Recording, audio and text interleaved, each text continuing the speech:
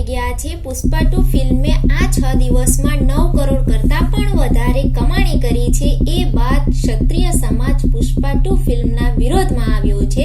ક્ષત્રિય સમાજ અને કરણી સેનાના આગેવાન રાજ શેખાવત પુષ્પા 2 ફિલ્મની વિરોધમાં આવ્યા છે. તેમણે ફિલ્મમાં ક્ષત્રિય સમાજનું અપમાન હોવાનો મોટો આક્ષેપ કર્યો છે. તેમણે કહ્યું કે કેરેક્ટર છે તે વારંવાર શેખાવત શબ્દનો ઉપયોગ કરી ક્ષત્રિય સમાજનું અપમાન કર્યું છે.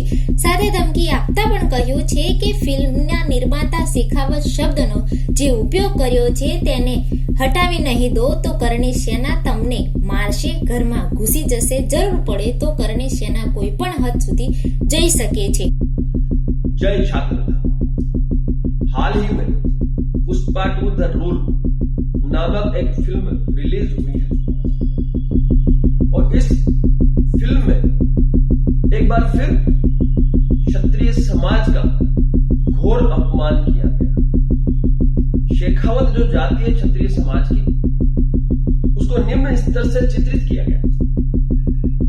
विचारों की अभिव्यक्ति की आजादी के नाम पे ये फिल्म इंडस्ट्रीज वाले सालों से क्षत्रियों को बदनाम करते हैं और आज फिर उन्होंने बदनाम किया है.